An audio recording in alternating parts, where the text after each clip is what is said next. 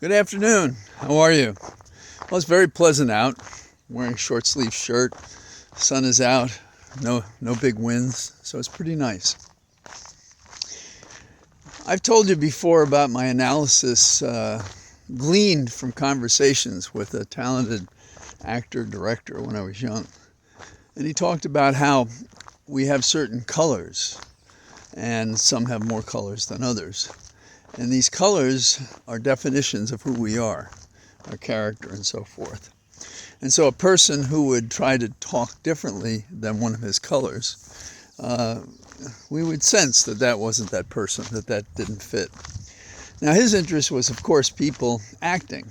You know, if they act and they don't have that color that goes with it. You know, so you see some actors can be anything. I mean, just be anything. They have such variation. Our president, however, Biden, has, in my opinion, only two colors. And they're reflected in a whisper and a shouting. And there's nothing in between.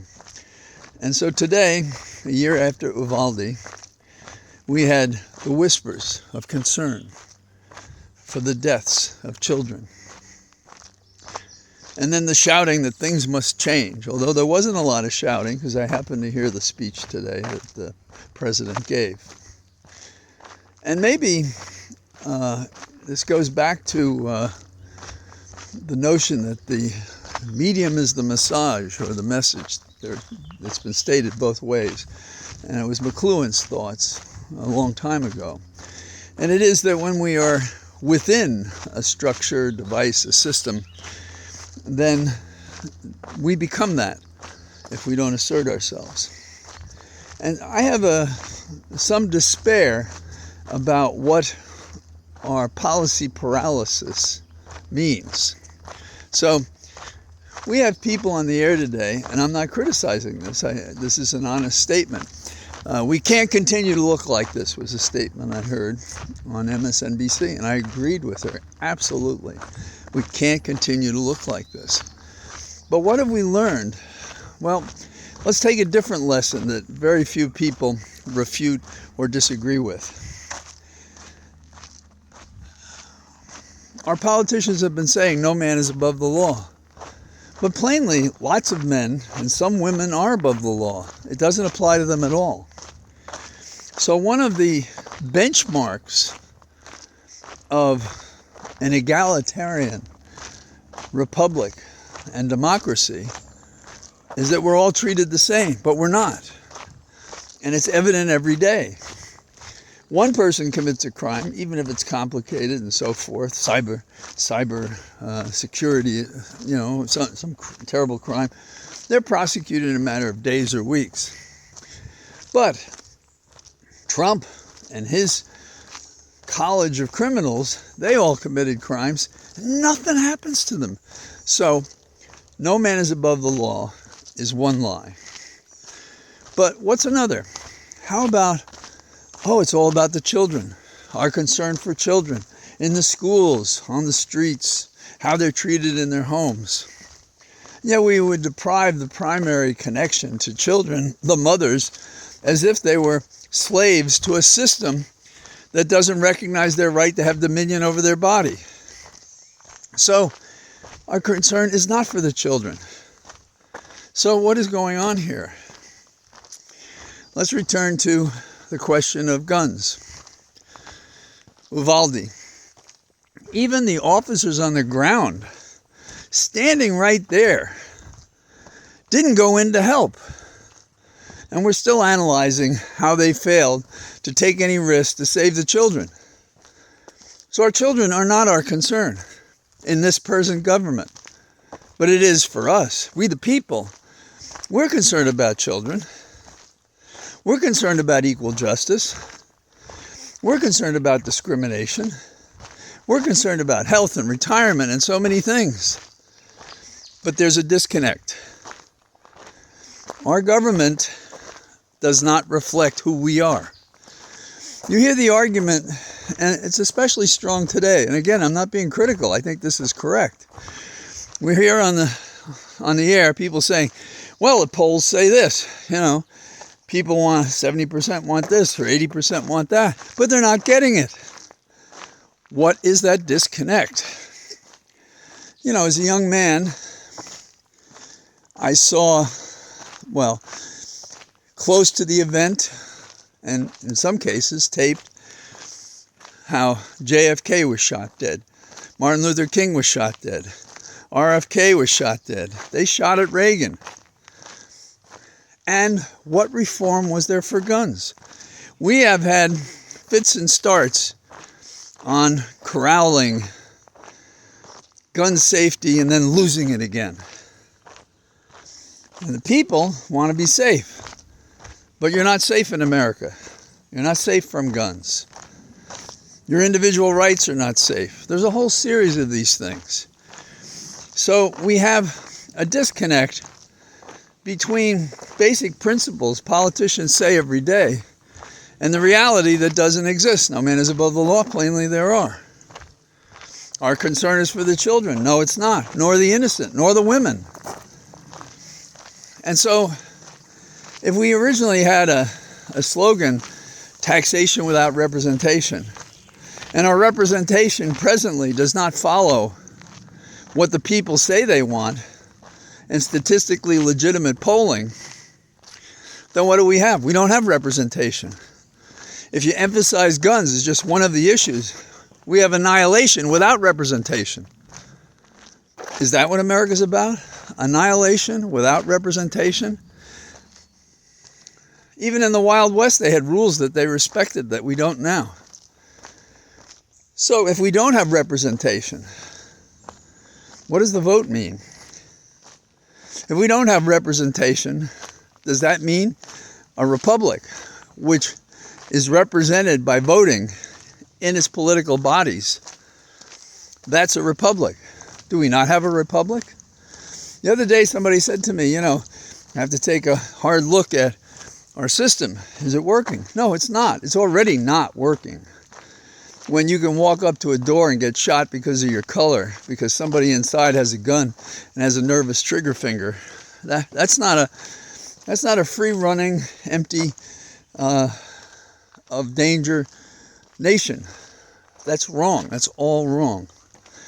So, what are we to say when, I hate to do it to him, because there's a whole host of them, but the head of my party, President Biden, when he whispers that someday, it makes me think of the end of Camelot, what a disappointment it is, in which we send off, King Arthur sends off a boy to tell other people the story of an existence that once was had, that is no more, and it's Camelot, as if that whisper will make it continue.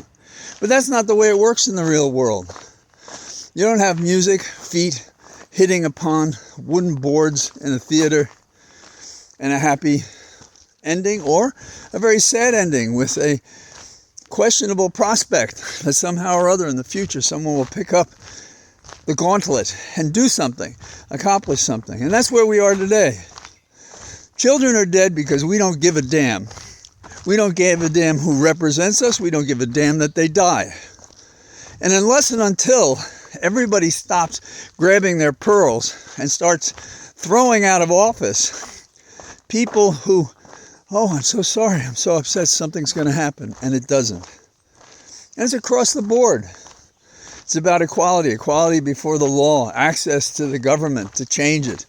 We don't have access anymore. You and I have to have $1 million in our pocket, and we're prepared to contribute $100,000 to the politician we're about to see for a bill that's specifically tailored to us, not America. And we don't care about the unintended consequence of these bills that compromise us on a day-to-day basis. So, okay, I'm annoyed. I was on the Hill when Columbine happened, and we had great proposals, and cowards destroyed it. Cowards. We have so many cowards. People who fight for things that mean nothing in their lives and compromise the lives of others.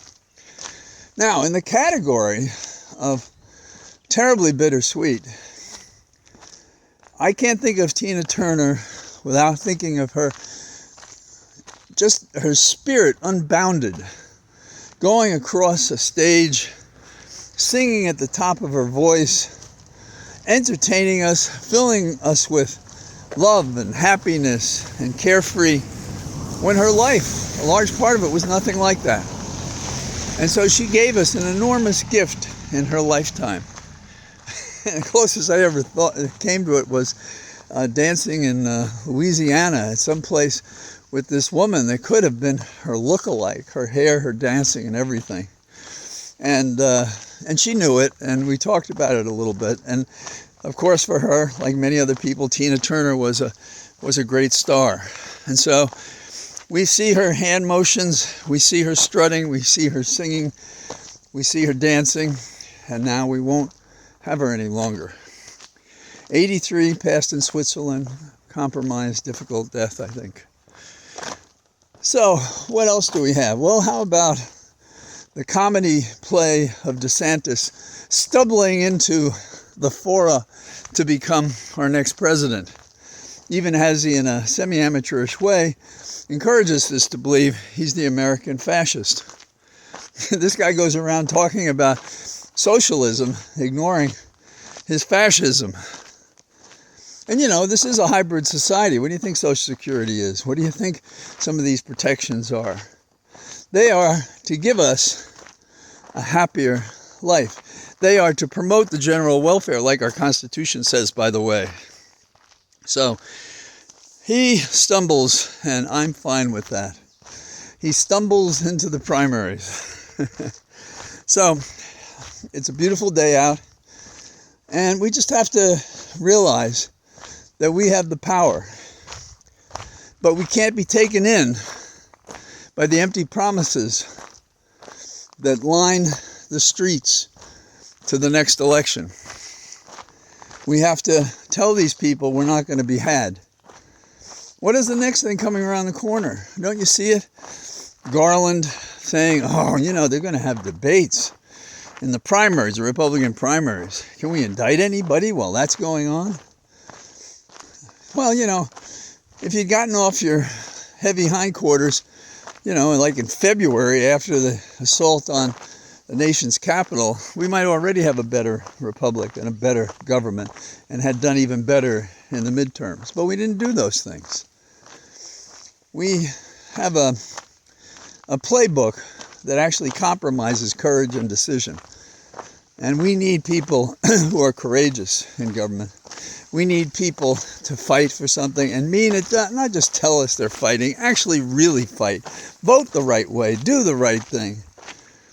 And what we need is an approach to politics that's about policy and not about party, and not about shortcuts, and not about just winning so you have the power for whatever reason, but that you have it because you have a policy plan to improve America. You know, we could knock it, but for a long time Russia had these 5-year plans. And I suppose we in secret have plans, but they're all about defense. And in fact, as a closing note, I suppose, one of the things that burns me about the notion that we should budget in a certain way, and that has to be a counter to how we increase the debt limit, is that the budget will increase for defense spending and reduce for you and me. That's not a policy that anybody should be supporting. But they think we're idiots. They want to take care of the military-industrial complex. Give respect where respect is due. Eisenhower nailed it. So that's enough meandering in my thoughts for the day. And I am here on my cathedral of trees, repairing my soul from what's happening in our country. Bye-bye.